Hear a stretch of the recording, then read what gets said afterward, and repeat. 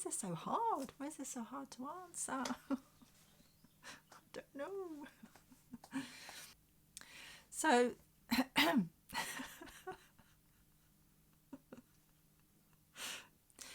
this is getting more emotional than I anticipated. I have to take a moment. Oof.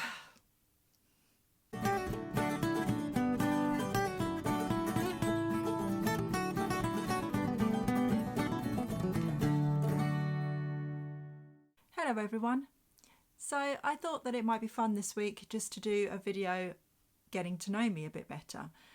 So I put out some questions on Instagram and on YouTube to do a Q&A. So I've got 22 questions here, quite a lot to get through, so may have to do 2 videos on this, depending on how long it takes me to answer. But yeah, some of the questions were quite tricky. I really had to think about them, so thank you for those. So we'll start. Okay, question 1 is from Thrifting Reseller on Instagram, asking, do you have a separate shop for vintage clothes and homeware, or do you mix them? So the answer to that is that we mix them. We have one eBay shop and I have one shop on Etsy which I sell clothes and homeware. I don't bother to split it. We just put everything on one. Our eBay shop is quite hilarious, to be honest. If you look through it, you've got things like car parts and work shoes, and then lovely vintage homeware and clothes, and it's a mix of everything. We've never bothered to split anything. We split it into categories within the shop, but we've never bothered to have separate shops for separate products. Question 2. I've had from 2 separate people. That's Catkin Lane on Instagram and also Chloe's Reselling Journey on Instagram. And they both asked, how long have I been vegan and was I vegetarian beforehand? I've been vegan for 5 years and I decided to become vegetarian when I was 15. To be honest, I really wanted to be vegetarian from an early age. I didn't ever really enjoy eating meat. It stems from being very young, sat at the family table on a Sunday and asking what we were having for dinner. And my nan said, oh, we're having lamb. And I said, lamb? What, like a lamb that you see in a field? And she said, yes, that's what we're eating.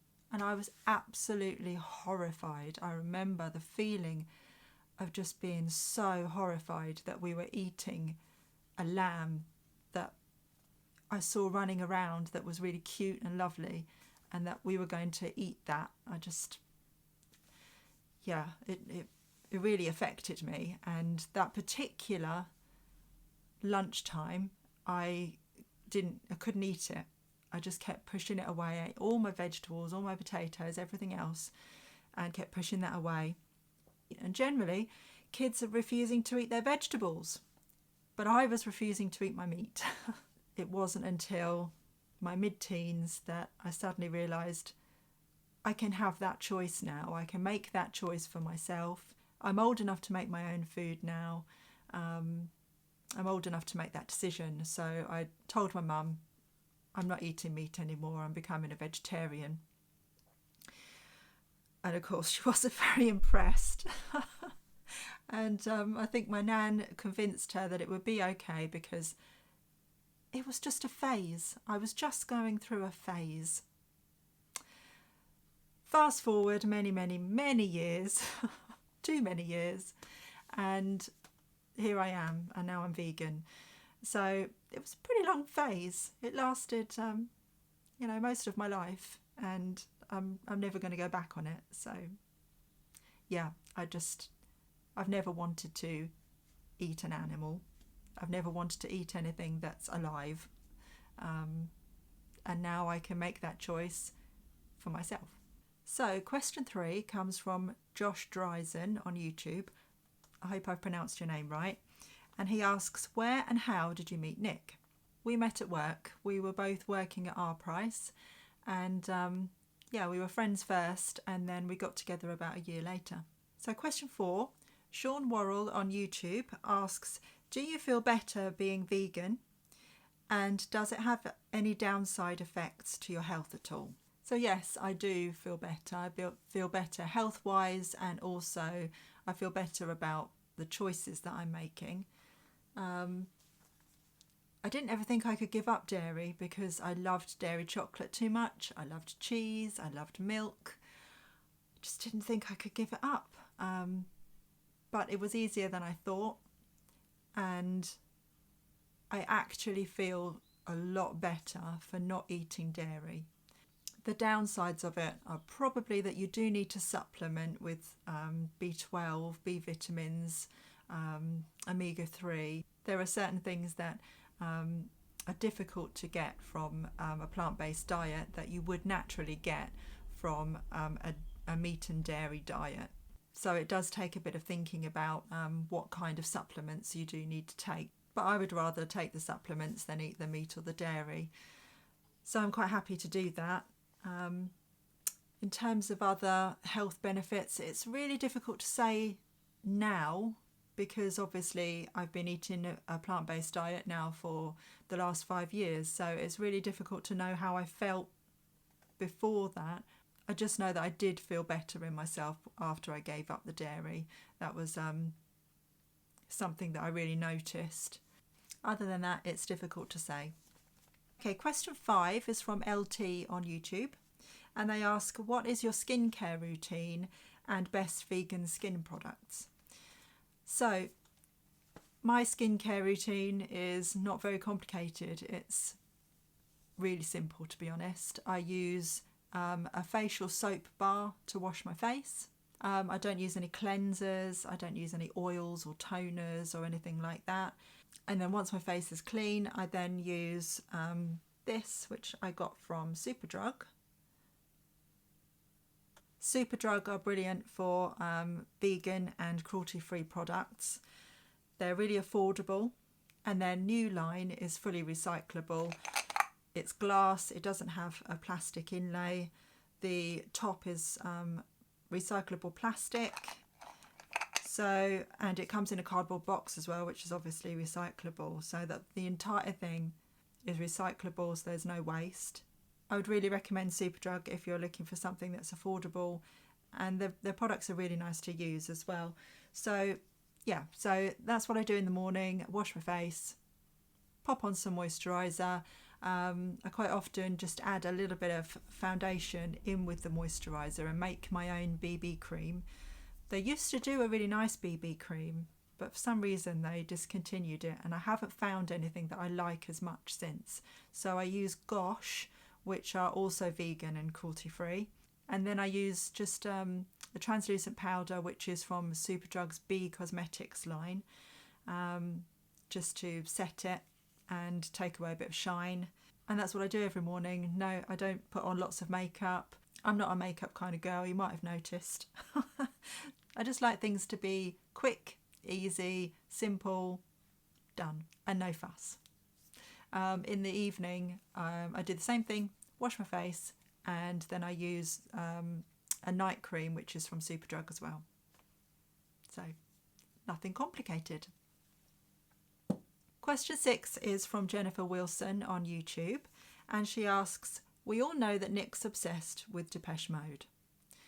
If you're not sure who Nick is, he's my husband, and yes, he's very much obsessed with Depeche Mode. He has his own channel, which I will link below. We have a main channel that we make content about making money online. That's linked below. But he also has his own channel where he talks about the music that he loves, which is Depeche Mode, Pet Shop Boys, Erasure. So I'll link that for you below if you're interested in any of that. And Jennifer asks, who am I obsessed with? When I was very small, I was obsessed with ABBA and absolutely devastated when they split up. My granddad used to work for CBS Records. He was chief of security there, and he used to look after ABBA. So I have their autographs, and I used to listen to them all the time, and I was absolutely obsessed with them.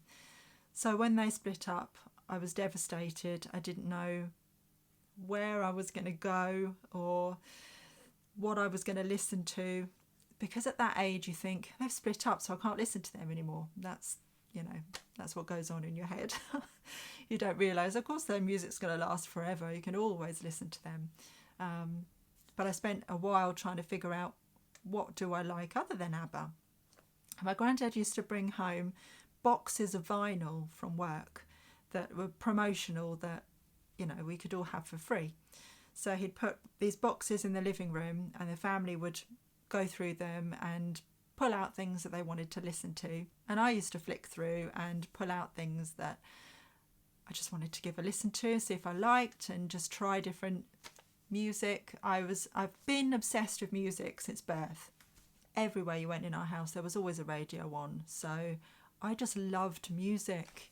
I was an only child, so I had to entertain myself, and you'd probably see me somewhere sat with massive headphones on, attached to a record player somewhere, just listening to music. And I've been like that most of my life, to be honest. It's never really changed.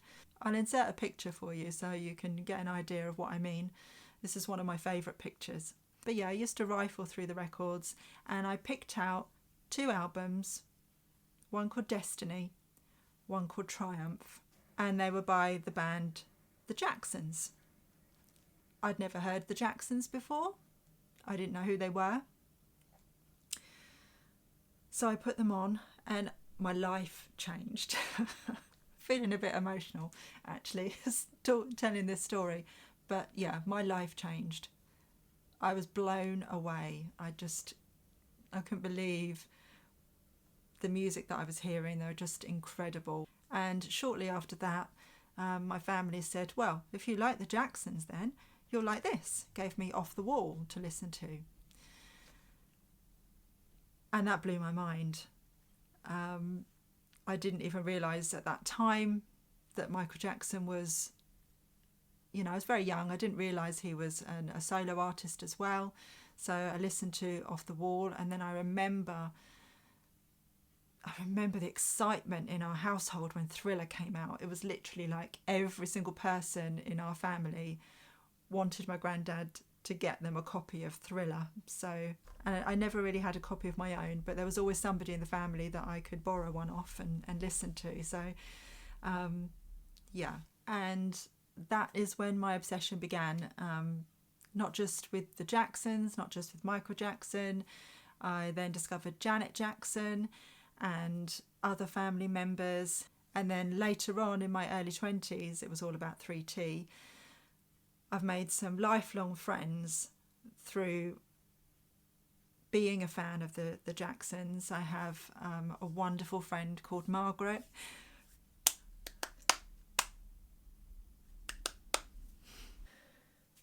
Oh, I actually just suddenly become really emotional saying that.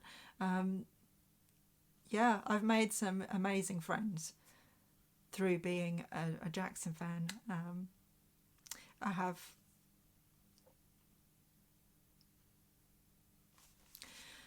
I have a wonderful friend called Margaret who lives in Turkey now, so I unfortunately don't see her as much as I used to, and we've been friends for over 20 years now. I have a wonderful friend called Anya who is Dutch. Unfortunately, we don't see each other as much these days as we would want to, but we've got some really, really great memories of times when we were staying in the same hotel as 3T, and she was running a fanzine, and we met Joseph Jackson, who is Michael Jackson's dad. He came and sat with us while we were eating breakfast and told us all kinds of stories about the Jacksons and about their time when they toured Europe and they were in Holland, and he was lovely. He was so interesting to listen to and to talk to. Catherine Jackson was there as well. We didn't really get to talk to her, but we got to say hello. I've met 3T. Well, funny story. A friend and I went to Top of the Pops without any tickets because they were performing there. and we really wanted to meet them, and we didn't know how we were going to make that happen. So I came up with an idea that because my friend used to write for a fanzine, so I said, well, if we tell them that we're from a fan club, maybe they'll allow us to talk to them. So we went to King's Cross and we made up these business cards. Yeah, not the best idea, but it worked. Saying that we worked for this fan club, and we then spoke to their management, and we waited a long time, but when they finally finished at Top of the Pops and came out, they said, come with us. And we got in the car with them and we had a car journey with them. We interviewed them. I was terrified, but it was also one of the best moments of my life. It was just so much fun, and they were brilliant and really good for a laugh. And I got to say that I could experience that whole boy band moment where you're in a darkened car and people are banging on the windows and they're trying to climb on the roof, and you can imagine it was quite scary. So yeah, quite an experience, and lots of fun memories of following 3T around the world. And I also have a friend called Nikki, who was the one that we interviewed 3T with in the car, and she lives in New Zealand now. So yeah, I just don't get to see people as much these days, but we still keep in contact and we're still lifelong friends. So being a fan of the Jacksons has just completely changed my life. Their music to me was just so inspiring growing up, you know, Man of War, Can You Feel It? Those sort of songs that were very socially conscious, and then Michael's music talking about changing the world, and the whole Rhythm Nation album that Janet did as well, just incredibly inspiring to me growing up. So they mean a lot to me. Getting a bit emotional now, but yes, that's my obsession, the Jackson family. They've inspired and affected my life.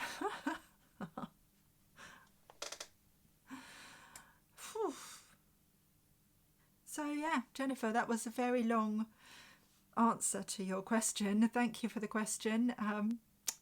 But you're glad you asked that now. Okay. Moving on to question 7. Half an hour later.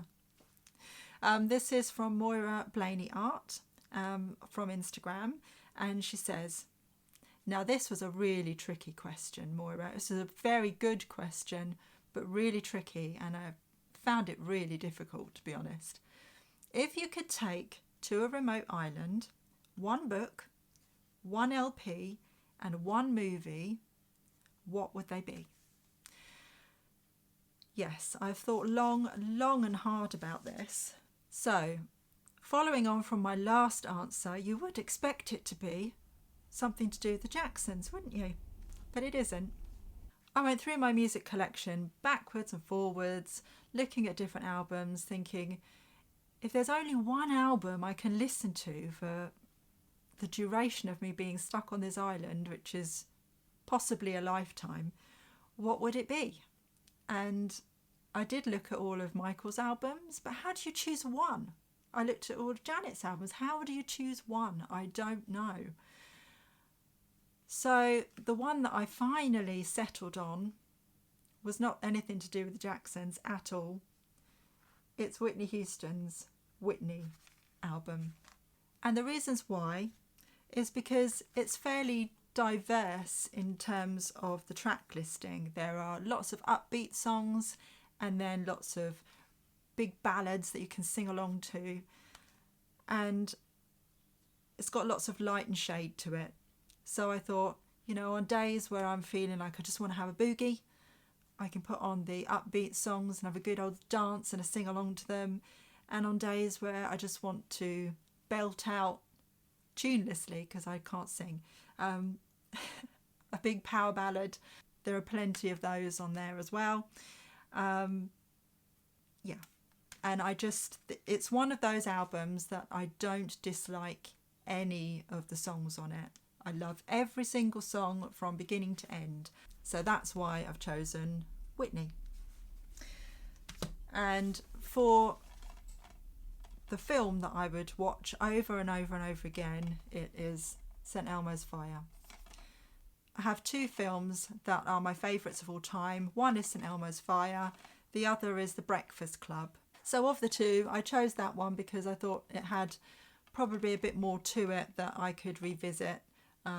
It's got some really good funny moments, lots of emotional moments. I've always described it as my comfort movie.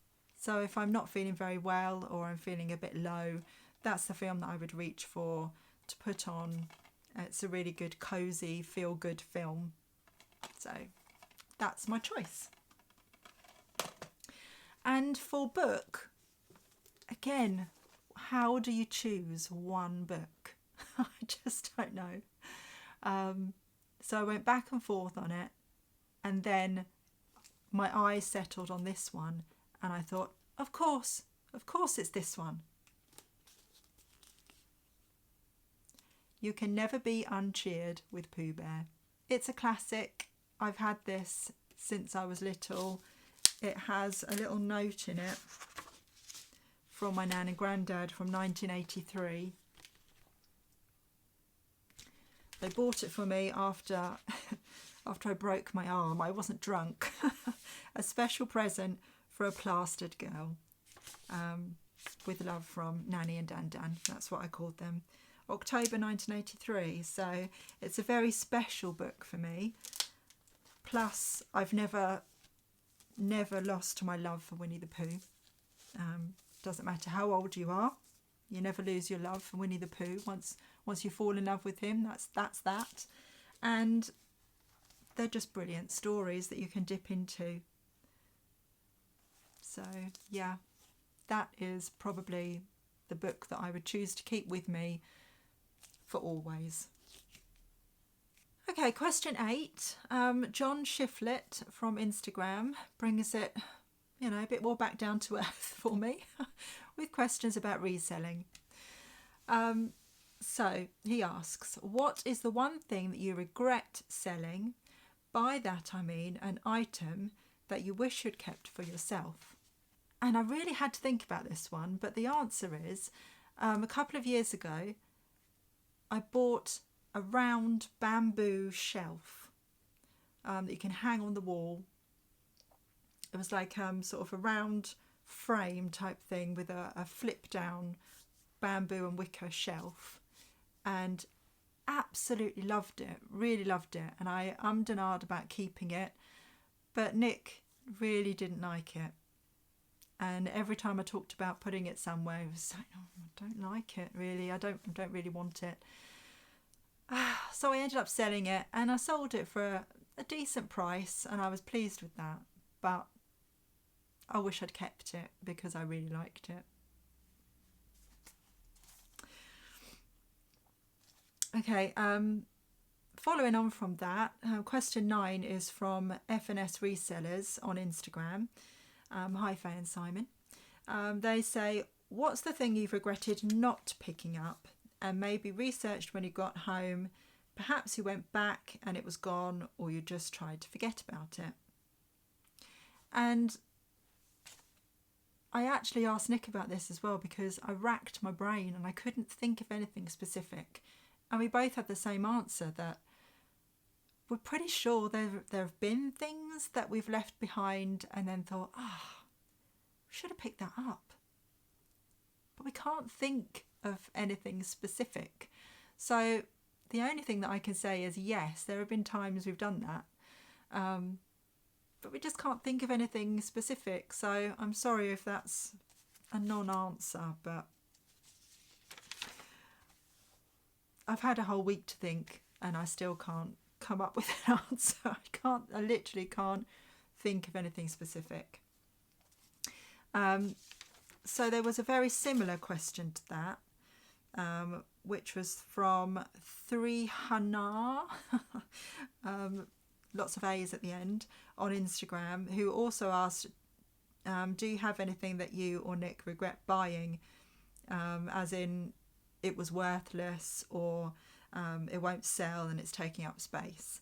So I asked Nick about that as well, because I was trying to rack my brain on it, and the answer that we both came up with in the end was that sometimes when we've picked up items to sell on Amazon, which we don't do anymore, but we used to pick up like sale clearance items and sell them back on Amazon, and there have been times where we picked up like a job lot of sale items and then realised that they really weren't as good as we thought they were, and we've ended up just selling them either at a loss or getting our money back on them. And that's the only thing that we could come up with that we perhaps would regret buying, but at the same time it served as a lesson.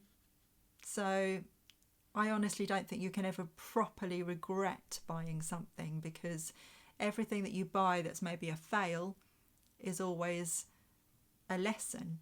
You know not to pick up that thing again. You know that it's perhaps something that you don't enjoy selling. I mean, there have been times definitely where I've picked something up because I know it's worth listing, I know that it's worth money, and then it's ended up sitting in the corner of my office because I just don't want to list it. I choose things that I enjoy listing, and that just carries on sitting there, and I think, you know, I really shouldn't have bought that. I know it's worth money, but if I never list it, I'll never sell it. So yeah, you learn perhaps what you shouldn't pick up because you probably will never list it. So I've learned that lesson, that there are things that I probably should leave behind and not pick up, even if they're worth something, because I'm just not going to enjoy listing it, and I'm probably going to not list it for months, if ever. So yeah, this was a funny question from Jules Halil on Instagram, and she asks, do you and Nick ever become tired of each other's company 24/7? And there are moments that we get irritated with each other, for sure. But I don't think I ever get tired of his company. He's my best friend. We've worked together pretty much since when we met. We met at work, and then we started a business together. So we've very rarely been without each other, and we've made it work over the years. And for the most part, I really enjoy his company. I have to say, it does help for us to have separate spaces in the house to work. That helps our sanity, because we need that personal space. We need to listen to our own music. We need to not be under each other's feet all the time. So there can be hours before we see each other. You know, he's at one end of the house, I'm at the other. But essentially, I don't tire of his company. Question 11 is from Oscar Bryant on YouTube, who asks, what are your best tips for package-free shower gel? That's a good question. For a while I was using the Naked shower gel from Lush, which was like a shower gel bar type thing, and I loved them. And they've stopped doing them, and I don't understand why. I asked the last time I was in a Lush, and they said, oh, we're just redesigning them. We will be selling them again, but they're just not on sale for now. But that's been months and months and months, and they still haven't reissued them. So I don't know, maybe they just didn't sell as well for them as they hoped, and they've decided not to stock that product anymore. I don't know. But I liked them. I thought they were brilliant. So I was using those for a while. At the moment I'm using some shower gels that I picked up from boot sales. They've never been used, but they were sold secondhand by people that, you know, have obviously had gifts for Christmas and didn't want them. So, you know, when I'm out and about at boot sales or in charity shops, I look for things like Body Shop shower gels and anything from Lush, or, you know, the brands that I really like, I look for second hand. So I'm using some of that at the moment. I'm nearly at the end of it. So I do have to think about what I'm going to do next, because Lush obviously don't do the lovely shower gel bars that they used to do. So I've got two alternatives that I'm going to try, and the lovely lady at Unpacked that I get my refills from, she does refill shower gel, so that's one option. I may do refill shower gel.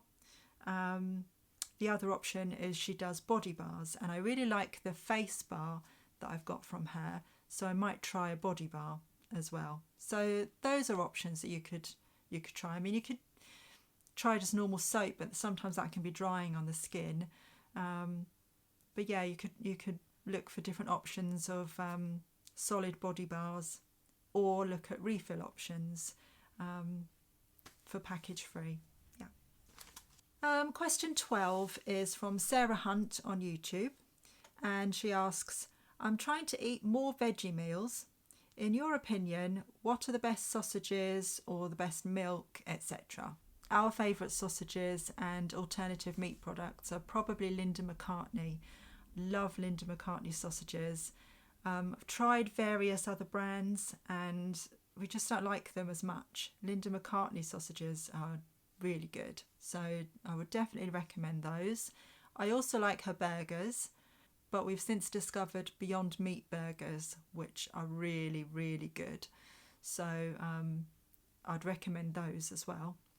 So in terms of milk, I've tried different ones over the times I've been vegan, and I've settled on soya milk for tea and coffee, and oat milk for cereals and hot chocolate and sauces and that kind of thing.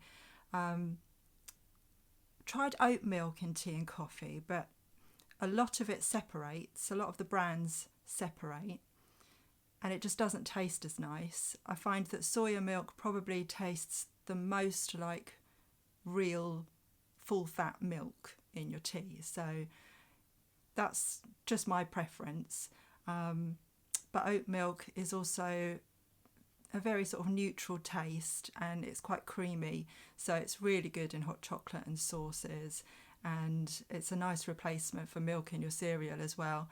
But I would suggest trying lots of different types of milk and just trying to work out what your taste is, because everybody's different and everybody likes different things and different consistencies and different tastes. So that's what I like, but what you like might be something completely different. There are so many different types on the market now. There's almond milk, hemp milk, rice milk, you name it, it's there. So yeah, just give it a go and try a few different ones out. Okay, so I think I'm about halfway through.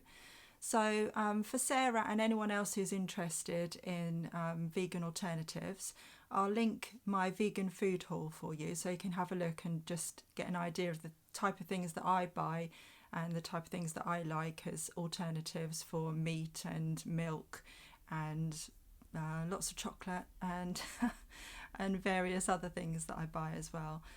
So yeah, I'll link that for you so you can have a look and get an idea. And then I'll draw this video to a close. I'm sure it's long enough already, but I do have some more questions to answer, so I'll do another video and a part 2 for you later. So I'll see you again very soon. Take care. Bye.